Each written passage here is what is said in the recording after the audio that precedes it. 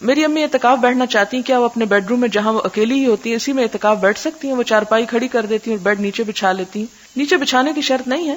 کیا یہ ٹھیک ہے؟ کیونکہ میں نے سنا اپنے ہی روم میں تلائی پہ نہیں بیٹھنا چاہیے. اصل بات یہ ہے کہ مسنون اعتکاف تو مسجد میں ہوتا ہے، جیسے ازواج مطہرات نے خیمے لگائے تو مسجد ہی میں گئی. قرآن پاک میں بھی آتا ہے وَأَنْتُمْ عَاكِفُونَ فِي الْمَسَاجِدِ، اور تم اعتکاف کر رہے ہو مسجدوں میں. اس میں مرد اور عورت کی تخصیص نہیں کی گئی. سنت سے یہی چیز ثابت ہے. لیکن اس زمانے کی ظاہر ہے کہ مسجدیں محفوظ تھیں، آج ایسی چیز نہیں ہے. تو جو عورت تمنا کرے اور اس کے آس پاس کوئی مسجد بھی نہ ہو، کوئی راستہ نہ پاتی ہو، تو وہ اپنے ہی بیڈ روم میں کر سکتی ہے. اس میں بیڈ روم کے اندر الگ سے پھر پردہ لگانا شرط نہیں. ہاں اگر ایسا کمرہ ہو کہ جس میں اور لوگ بھی سونے والے ہوں اور آپ بھی ہیں تو آپ ایک کارنر میں ایک اوٹ کر لیں تو بہتر ہے. لیکن اگر اکیلا کمرہ ہے تو خالی ایک کمرے میں بیٹھے رہنے سے کوئی فرق نہیں پڑتا. آپ نیچے سونے کا تکلف نہ کریں، ہو سکتا ہے کہ ڈرافٹ سے آپ کے سر جو ہے وہ ٹھنڈا ہو جائے. آپ اس کے علاوہ بیڈ پہ بھی سو سکتے ہیں. میں نے نیت کی تھی کہ 7 سال اعتکاف بیٹھوں گی، لیکن اس سال میں نے داخلہ لے لی یہاں اور پڑھنے کا بھی ثواب ہے، تو کیا کیا جائے؟ پڑھیں، علم حاصل کرنا فرض ہے اور اعتکاف جو آپ بعد میں کر سکتی ہیں. پھر یہ ہے کہ انہوں نے اس نیت سے کہ 7 سال اعتکاف بیٹھنے سے حج کا ثواب ہوتا ہے، ایسی کوئی بات نہیں ہے. حج کا ثواب نہیں ہوتا، لیکن چونکہ اب آپ نے نیت کر لی ہے اس لیے اس سال کو چھوڑ کر آئندہ آپ کر لیجیے. پھر اسی طرح یہ ہے کہ اگر ہم نیت کر لیتے ہیں کہ 2-3 سال اعتکاف کریں گے تاکہ اللہ تعالیٰ ہمارا یہ کام کر دیں، کیا اس سے بھی ثواب ملتا ہے یا ثواب اس بدلے میں جو کام اللہ تعالیٰ کر دیتے ہیں اس میں چلا جاتا ہے؟ اصل بات یہ ہے کہ اس طرح کی شرائط رکھنی نہیں چاہیے کہ اگر یہ ہو گیا تو اللہ تعالیٰ میں یہ کروں گی، اسی لیے اسے ناپسندیدہ کہا گیا ہے. آپ ویسے ہی اللہ کی خوشی کے لیے کریں اور اس میں دعائیں مانگیں تاکہ آپ کا کام بھی ہو جائے. عورت اکیلی اعتکاف کرے گی، لیکن ایک مرتبہ حضرت ام سلمہ نے حضور صلی اللہ علیہ وسلم کے ساتھ اعتکاف کیا. ساتھ کا مطلب یہ نہیں کہ انہی کے خیمے میں کیا، الگ خیمہ تھا. ساتھ کا مطلب ہے ایک مرتبہ، یعنی جب آپ کر رہے تھے تو انہوں نے بھی کیا. ایک مسجد میں مولوی صاحب اعتکاف کے مسائل بتاتے ہوئے کہہ رہے تھے کہ عورتوں نے اگر جمعہ کا غسل کیا تو ان کا اعتکاف ٹوٹ گیا.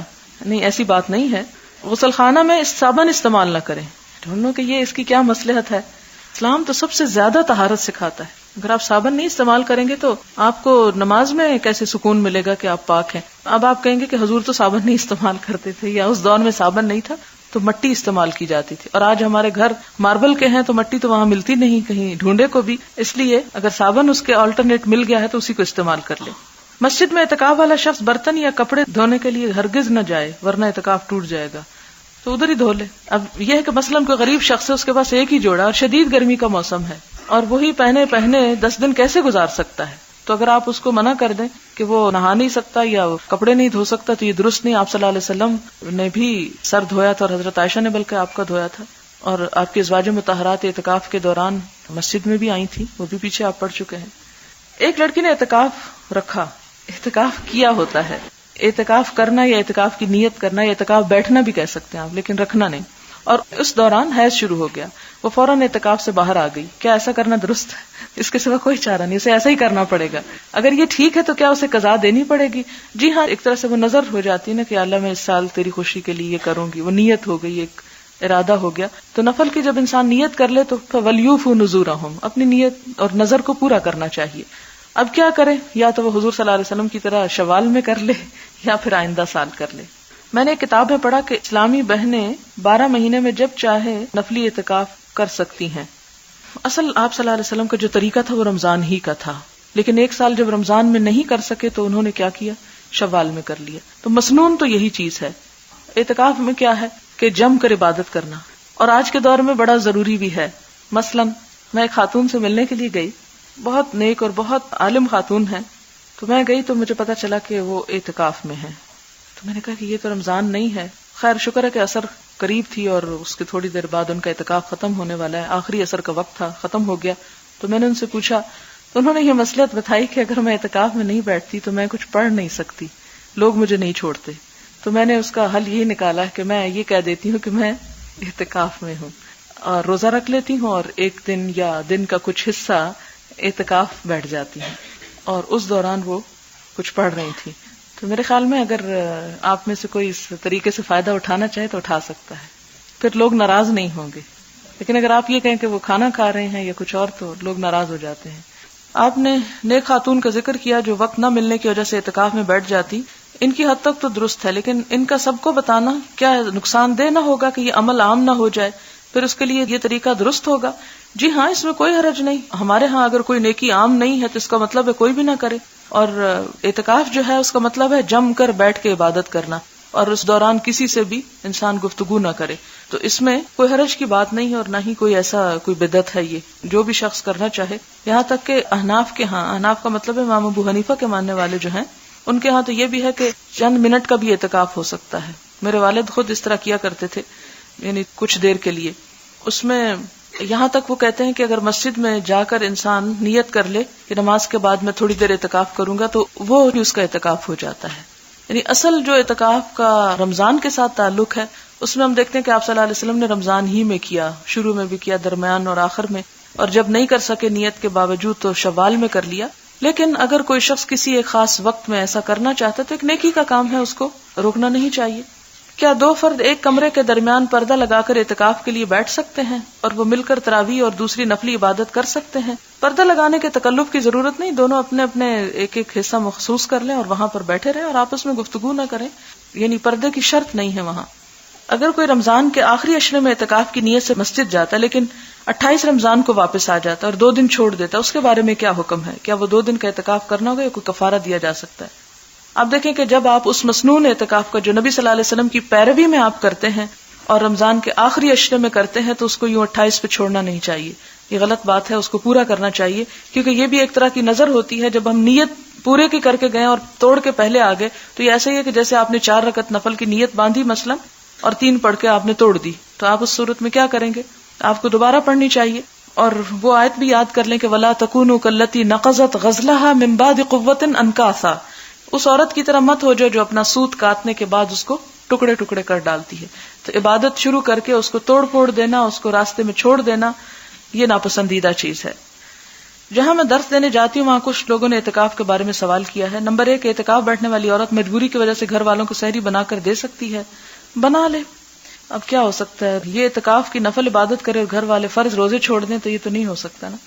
یہ لکھتی ہے کہ میری بیٹی BA میں پڑھتی ہے، باوجود تلقین کے نماز روزے قرآن کی طرف نہیں آتی، جبکہ دوسرے 2 بچے روزے بھی رکھتے ہیں اور نمازوں کے لیے بھی پابند ہیں. کیا اس بچی کے روزے نہ رکھنے کا فدیہ دینا ہوگا؟ جبکہ اس کا دوسرے دنوں میں گنتی پوری کرنے کا تو سوال ہی پیدا نہیں ہوتا. میں کس حد تک اس کی سرکشی کی ذمہ دار ہوں جبکہ وہ مذہب کے بارے میں کوئی بات بھی نہیں سننا چاہتی. اس کے والد کو بھی نماز روزے سے کوئی سروکار نہیں. بس آپ دعا کریں، بہت بڑی آزمائش ہوتی ہے ایسی بات، دعا بھی کریں، صدقہ خیرات بھی کریں. میں بعض اوقات دیکھتی ہوں کہ اللہ تعالیٰ اتنے مہربان ہیں، اتنی محبت کرتے ہیں ہم سے کہ دن میں 1 نماز بھی ہو سکتی تھی 5 دفعہ رکھی کہ اگر 1 نہیں پڑھی دوسری پڑھ لے انسان، نہیں تو تیسری پڑھ لے، ہو سکتا ہے کہ چوتھی پڑھے تو اس کے دل میں نماز کی محبت پیدا ہو جائے. پھر 1 دن نہیں 2 دن نہیں مسلسل یہ چیز ہمارے سامنے رکھی کہ دوسرے ہمارے سامنے پڑھتے رہیں. پھر جمعے کا دن رکھا کہ اس میں خاص نماز رکھی، خاص ثواب اور خاص عبادت کا دن رکھا. پھر سال میں رمضان کا مہینہ رکھا، پھر اس میں خاص طور پر آخری عشرہ رکھا اور آخری عشرے میں تاک راتیں رکھی. تو آپ نے دیکھا ہوگا کہ بہت سے لوگ جو سارا سال کچھ نہیں کرتے یا عام دنوں کچھ نہیں کرتے، وہ جمعے کے دن کچھ نہ کچھ کر لیتے ہیں. کچھ جمعے کے دن نہیں کرتے، وہ رمضان میں پلٹ آتے ہیں. کچھ رمضان کے عام دنوں میں نہیں پلٹتے، آخری عشرے میں پلٹ آتے ہیں. کچھ ان دنوں میں نہیں پلٹتے، تاک راتوں میں، 27ویں رات میں. آپ بھی کوشش کریں کہ آپ اپنی بیٹی کو پیار سے، محبت سے ان راتوں میں سے ہی کسی رات میں یا کسی دن میں اس کو کسی ایسی مجلس، کسی ایسی محفل، کسی ایسی گیدرنگ میں جہاں اللہ کی رحمت اور فرشتوں کا سایہ ہوتا ہے لے جائیں. ہو سکتا ہے کہ دل بدل جائے، دل دھل جائے، کیونکہ دل تو اللہ کے ہاتھ میں ہے، جب چاہے جس طرف چاہے انہیں موڑ سکتا ہے. اسی لیے تو دعا کی جاتی کہ یا مقلب القلوب ثبت قلوبنا علی دینک، کہ ہمارے دلوں کو اپنے دین پر ہی جمائے رکھنا. اور ربنا لا تزغ قلوبنا بعد اذ ہدیتنا. میں یہ جب دعا پڑھتی ہوں نا کہ اللہم اجعل فی قلبی نورا، تو میں یہ دیکھتی ہوں کہ اتنی ساری نور کی باتیں ہیں اور اعظم لی نورا اعطنی نورا، سب سے پہلے قلب کی بات آئی ہے. اس لیے کہ اگر قلب درست ہے تو سب کچھ درست ہے، اگر وہ بگڑ گیا تو سب کچھ بگڑ گیا. اور باقی چیزوں کا بگاڑ ہمیں نظر آ جاتا ہے، مثلا ہاتھ میں کوئی بیماری ہے، چہرے پہ کچھ لگ گیا ہے، لیکن دل میں جب کچھ لگ جاتا ہے تو ہمیں نظر بھی نہیں آتا، وہ داغ دھبے بھی نظر نہیں آتے، وہ بھٹکنا بھی اپنا نظر نہیں آتا. تو اس لیے معلوم نہیں کس وقت اللہ تعالیٰ دل پھیر دیں. تو دعا بھی جاری رکھیں کیونکہ ماں کی دعا اللہ تعالیٰ ضرور سنتا ہے. کثرت سے دعا بھی کریں اپنے بچوں کے لیے، اور اس کے ساتھ یہ ہے کہ کنفرنٹ کرنا چھوڑ دیں، ڈانٹ ڈپٹ چھوڑ دیں، بحث کرنا چھوڑ دیں، حجت بازی ان سے چھوڑ دیں، عقل سے دلیلیں دینا چھوڑ دیں. کیونکہ جب دل ٹیڑھے ہوتے ہیں تو عقل کی دلیلیں کچھ بھی نہیں کرتی، کچھ کام نہیں آتی. اس موقع پر صرف آپ دعا اور ایسی مجلسوں یا ایسی محفلوں میں کسی نہ کسی طرح لانے کی کوشش کریں، کیونکہ وہ کہتے ہیں نا کہ ایسی مجلس میں اگر کوئی بغیر نیت کے بھی آ جاتا ہے تو وہ بھی اللہ کی رحمت سے محروم نہیں رہتا. تو انشاءاللہ اللہ تعالیٰ ضرور حالت بدلیں گے. اگر آخری روزے عصر کی نماز سے شام کی نماز تک اعتکاف بیٹھیں تو کیا پھر چاند نظر آنے پر اٹھ جائیں، جیسے اعتکاف میں چاند نظر آنے کے بعد اٹھتے ہیں؟ نہیں، اگر آپ اپنی مرضی سے بیٹھیں تو اپنی مرضی سے اٹھ جائیں، اس میں چاند کی مرضی کی ضرورت نہیں ہے.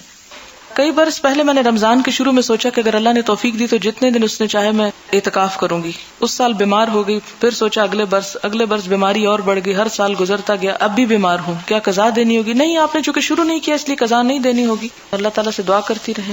بچوں کو باتوں باتوں میں اللہ کی طرف راغب کرنے اور محبت کرنے کے متعلق آپ نے جو مثال دی وہ اچھی لگی. واقعی اگر مائیں ایسا کرنے لگیں تو کم از کم آنے والی ہماری نسل ہماری طرح سنی سنائی باتوں کو دین سمجھنے کی بجائے حقیقی اسلام کو آسانی سے سمجھنے لگے. اپنے بچے کی ایک بات بتانا چاہوں گی اگر آپ کو اچھی لگے. میں نے اپنے بیٹے کو بتایا کہ اللہ تعالیٰ اور محمد صلی اللہ علیہ وسلم کو بچوں سے بہت پیار ہے. اللہ تعالیٰ چاہتا ہے کہ تمام بچے پیارے پیارے کام کریں اور جنت میں جائیں، اور جنت اتنا بڑا اور خوبصورت پارک ہے کہ ڈزنی لینڈ اس کے مقابلے میں کچھ بھی نہیں. اسی طرح یہ کہ جب ہم چاہیں کہ ہمارا کوئی کام ہو جائے تو نفل پڑھ کر دعا کرنی چاہیے. اللہ تعالیٰ قبول کرتے ہیں اور ہمیں انعام بھی دیتے ہیں. بچہ لان میں کھیل رہا تھا، اس کو پانی میں ڈوبا ہوا ایک چیونٹا ملا، بظاہر بالکل مرا ہوا تھا. بچے کی محبت تھی، اس نے چیونٹے کو دھوپ میں رکھا اور نوافل شروع کر دیے. جب 6 نفل پڑھ چکا تو دیکھا کہ چیونٹا حرکت کر رہا ہے. تھوڑی دیر میں چلتا ہوا غائب ہو گیا. اس خوشی نے اس کو 5 وقت کا نمازی بنا دیا ہے. اب کہتا ہے کہ روزے بھی سارے رکھوں گا، اور میں چاہتی ہوں کہ تمام روزے نہ رکھے، اور اسے داؤدی روزے بتا رہی ہوں کیونکہ اس کی عمر ابھی 9 سال ہے. اللہ ان معصوموں کو ہمارے لیے صدقہ جاریہ بنا دے. جی ہاں، یہ انہوں نے بہت اچھی بات لکھی ہے کہ بجائے اس کے کہ ہم بچوں کو ہر وقت یہی کریں کہ اللہ تعالیٰ ماریں گے اور عذاب دیں گے اور جہنم میں پھینکیں گے، یہ بات بہت اچھی ہے کہ انہیں یہ بتایا جائے کہ اللہ تعالیٰ بہت محبت کرتے ہیں. اور حضور صلی اللہ علیہ وسلم کی تو بچوں سے پیار اور محبت کی بے شمار مثالیں ہمارے سامنے ہیں. اچھا جناب، پھر کچھ اور سوالوں کے ذرا جلدی سے جواب ہو جائیں. کیا یہ صحیح ہے کہ تراویح پڑھے بغیر روزہ نہیں ہوتا؟ یہ صحیح نہیں ہے. تراویح قیام اللیل ایک الگ عبادت ہے، روزہ الگ عبادت ہے. روزہ فرض عبادت ہے جبکہ تراویح ایک نفل عبادت ہے. کیا روزے کی حالت میں لپسٹک لگائی جا سکتی ہے؟ جی ہاں.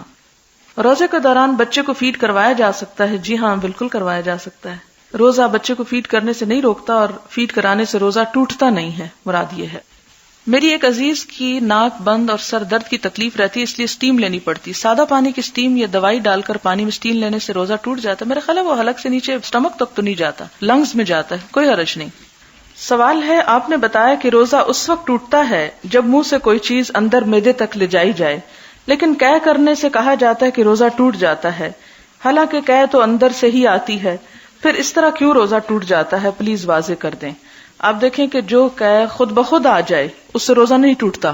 یعنی ایک شخص بیمار ہے، اس کو سکنس ہوئی اور ایک دم قے آ گئی، اس سے روزہ نہیں ٹوٹتا.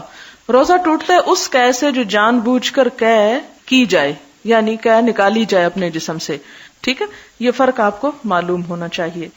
ہر مہینے کے 3 روزے 13, 14, 15 کیا یہ روزے رمضان کے قضا روزوں میں لگا سکتے ہیں؟ نہیں. اس میں یہ ہے کہ یا تو آپ قضا کی نیت کریں اور ان دنوں میں رکھ لیں، تو آپ عام دنوں کی نسبت بہتر ہے کہ ان دنوں میں رکھ لیں. دوسری صورت یہ ہے کہ اگر آپ قضا رکھ رہے ہیں تو آپ کسی بھی وقت قضا رکھ سکتے ہیں. ٹھیک ہے. آپ نے بتایا کہ شعبان میں روزے رکھنا افضل ہے. کیا ان روزوں کی کوئی مخصوص تعداد یا تاریخ ہے یا پورے مہینے ہی میں روزے رکھے جا سکتے ہیں؟ اس میں کوئی تعداد نہیں ہے اور کوئی مخصوص دن نہیں ہے. اول حصے میں رکھنا بہتر ہے، آخری 15 میں رکھنے سے پہلے سوچنا چاہیے. اگر کسی کو یہ احتمال ہو کہ میں ان 15 دنوں میں روزے رکھ کے رمضان میں رکھنے کے قابل نہیں رہوں گا اپنی صحت کی خرابی کی وجہ سے یا کمزوری کی وجہ سے، تو اس صورت میں نفل کرتے کرتے فرض کو نہیں چھوڑنا چاہیے. اب چھوڑ دیں اور پھر رمضان کے بعد بھی شوال کا مہینہ بڑا بابرکت ہے، اس میں آپ زیادہ رکھ لیں اگر آپ میں ہمت ہو تو. لیکن اس میں تو ہمارا حال یہ ہو جاتا کہ جو قضا ہوتے ہیں وہ بھی نہیں رکھتے، کہاں یہ کہ ان نوافل کا اہتمام کریں. کیا رمضان شریف سے 15 دن پہلے چھوٹے ہوئے روزے رکھے جا سکتے ہیں؟ اگلے رمضان سے پہلے پچھلے رمضان کے چھوٹے ہوئے روزے رکھ دینا ضروری ہے، اور اگر نہ رکھ سکے تو پھر کفارہ بھی دینا ہوگا اور قضا بھی رکھنی ہوگی، دونوں چیزیں ہوگی. یعنی اگر ایک رمضان سے دوسرے رمضان کے درمیان آپ نے نہیں رکھے، پھر رمضان آ گیا، رمضان رکھ لیے اور پھر رمضان کے بعد پچھلے سال کے بھی رکھ رہے ہیں، تو ان روزوں کا کفارہ بھی ساتھ دینا پڑے گا. یعنی فدیہ، وہ جو ایک مسکین کا کھانا ہوتا ہے، صدقہ بھی دینا پڑے گا.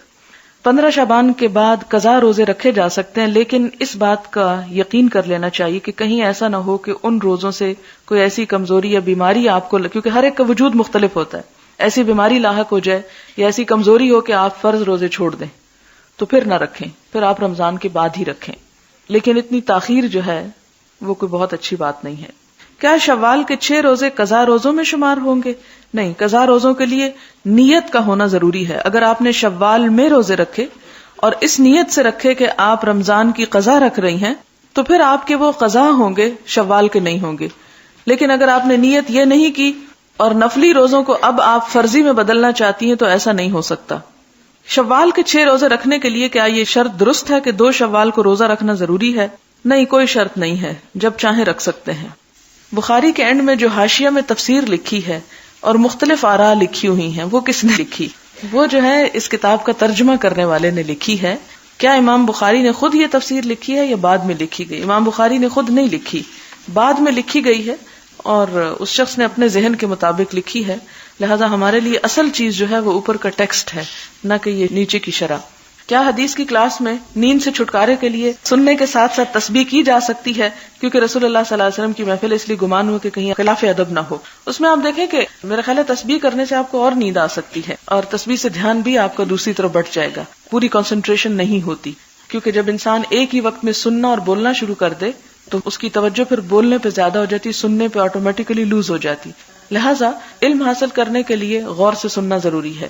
اور نیند انسانی بشری تقاضا ہے، آ ہی جاتی ہے، کوئی بات نہیں. کل مجھے بھی بہت آ رہی تھی. تو اس میں یہ ہے کہ ایسی صورت میں آپ اپنا پہلو بدل لیں. پہلو بدلنے سے مراد یہ ہے کہ آپ ایک تو الرٹ ہو کے بیٹھیں اور تھوڑا سا اپنے بازو کو نیچے ہی ایسے اسٹریچ کر لیں، ٹانگوں تھوڑا اسٹریچ کر لیں، جس کی وجہ سے آپ کی وہ جو سستی کی کیفیت ہے وہ دور ہو جائے گی. لیکن جتنا حدود میں، لمٹس میں سمٹ کے آپ اپنے آپ کو جگا سکیں وہ جگا لیں، تسبیح نہ پڑھیں. بعض اوقات بہت سارے سوالات صرف کامن سینس والے ہوتے ہیں اور لوگ ان کو پھر بھی پوچھ لیتے ہیں. یہ ان لڑکیوں کا قصور نہیں، یہ تو ہمارے گھروں اور معاشرے کا قصور ہے. یہ بیچاریاں BA MA تو کر چکی، لیکن ان کو گھروں میں تربیت ہی ایسی نہ دی گئی کہ وہ اپنے دماغ سے کچھ سوچ لیں. یہ بیچاریاں تو گھر والوں کی ڈانٹ کھا کر ہر بات پر چپ رہ جاتی ہیں. ان کی رائے کو تو بہت حقیر سمجھا جاتا ہے، یعنی گھروں میں. اب جب کہ ان کے سامنے اس عمر کے حصے میں دنیا کی حقیقتیں کھلنا شروع ہوئی ہیں یا دین ہے، اور یہ چیزیں پہلی دفعہ سننے کو ملی ہیں، تو ان کو طرح طرح کے سوال دماغ میں آتے ہیں. اب اگر یہ اپنے دل و دماغ کے اٹھائے ہوئے سوال یہاں نہ پوچھیں تو کہاں جائیں؟ کیونکہ گھر میں تو کوئی صحیح جواب دینے والا نہیں. ابھی تو ان کو بہت سارا مطالعہ کرنے میں بہت وقت لگے گا. میرے خیال میں یہ بیسک سوالات ہیں جو ہر وہ شخص جو اس کو پڑھتا ہے اس کو جاننے کی خواہش ہوتی ہے. میرے خیال میں ابھی بہت کم وقت یہ پڑھتے ہوئے گزرا ہے. انشاءاللہ وقت کے ساتھ ساتھ اس پر ان کو عبور ہو جائے گا اور یہ لوگ ایسے سوال نہ پوچھیں گے. اللہ نے چاہا تو یہ لوگ بہت کچھ یہاں سے لے کر نکلیں گے. یہ میرے خیال ہے ان سب کے لیے لکھا گیا ہے جو ایسے سوالوں پر بہت کمنٹس دیتے رہتے ہیں. کیونکہ مجھے یہ شکایت ملی ہے کہ پیچھے جب میں سوال پڑھتی ہوں تو کچھ لوگ ساتھ ساتھ کمنٹس دیتے ہیں، یہ کل والا سوال، یہ وہی سوال، یہ غلط بات، یہ نہیں پوچھنا چاہیے، یہ عقل استعمال کریں. تو شاید یہ ان کے لیے ایسی رائے آئی ہے. میں آپ کو پہلے دن سے یہ کہہ رہی ہوں کہ میرے لیے ہر وہ چھوٹی سی چٹ بھی اہم ہوتی ہے جو کسی اسٹوڈنٹ کی طرف سے آتی ہے. میں اس کو پڑھتی ہوں اور اس پر ایک خاص وقت لگاتی ہوں اچھی طرح سمجھنے میں، کیونکہ بعض سوال واضح بھی نہیں ہوتے. مجھے کوئی اعتراض نہیں ہوتا جواب دینے میں، لیکن میں اس بات کا بار بار احساس اس لیے دلاتی ہوں کہ کامن سینس یوز کریں، کہ تھوڑا سا ہوش میں بھی آئیں. ایسا نہ ہو کہ جب میں جواب دے رہی ہوں اس وقت پھر سو رہے ہیں اور اگلے دن پھر وہی سوال کر لیں. کیونکہ بعض اوقات ایسا بھی ہوتا ہے کہ ایک دن جس کا جواب آ جاتا ہے اگلے دن پھر وہی بہو وہی سوال ہے. دوسری بات یہ ہے کہ بہت سے ایسے لوگ بھی پیچھے موجود ہیں جن کو ان سوالوں کے جواب آتے ہوتے ہیں. ان کو میں یہ مشورہ دوں گی کہ جب میں سوال کا جواب دیتی ہوں تو وہ یہ دیکھ لیا کریں، ریپیٹ کر لیا کریں کہ ان کو جو جواب آتا ہے کیا یہ اسی جواب کے مطابق ہے یا فرق ہے. کیونکہ ہو سکتا ہے کہ بعض اوقات وہ دلیل آپ کے پاس نہ ہو جو یہاں سے شاید نئی دلیل آپ کو مل جائے. اور بعض اوقات یہ ہوتا ہے کہ ایک سوال کو ٹیکل کس طرح کرنا ہے، کیونکہ جو لوگ یہاں سیکھنے کو آ رہے ہیں انشاءاللہ معاشرے میں جا کے وہ ان چیزوں کو سکھائیں گے. تو خواہ آپ کو جواب آتا ہو، آپ بجائے اس کے کہ کمنٹس پاس کریں، دوسروں کو بھی ڈسٹرب کریں، آپ خاموشی سے سنیں، سننے والے بنیں اور سن کر وہ باتیں اچھے طریقے سے دوسروں کو بھی بتائیں. لکھا ہے نسخہ کیمیا. مجھے بھی لیکچر کے دوران غنودگی شروع ہوئی تو سمجھ نہیں آ رہا تھا کس طرح کنٹرول کروں. اب اللہ تعالیٰ کی توفیق سے لکھنا شروع کر دیا تو نیند اور غنودگی کا غلبہ ختم ہو گیا. شیطان سے پیچھا چھڑانے کا یہ حل بعد ازاں صدقہ جاریہ بھی بن سکتا ہے. بڑی خوبصورت بات کسی نے لکھی ہے کہ اگر آپ کو نیند آ رہی ہے تو آپ لکھنا شروع کر دیں، اور اس سے ایک تو نیند چلی جائے گی، دوسرا یہ کہ چند لکھی ہوئی باتیں بعد میں بھی یاد رہ جائیں گی اور بعد میں دوسروں کو بتانے میں بھی سہولت ہوگی. تو یہ واقعی ایک اچھی بات بتائی ہے کسی نے جس پہ عمل ہو سکتا ہے. سبحانک اللہم وبحمدک نشہد ان لا الہ الا انت نستغفرک ونتوب الیک. والسلام علیکم ورحمۃ اللہ وبرکاتہ.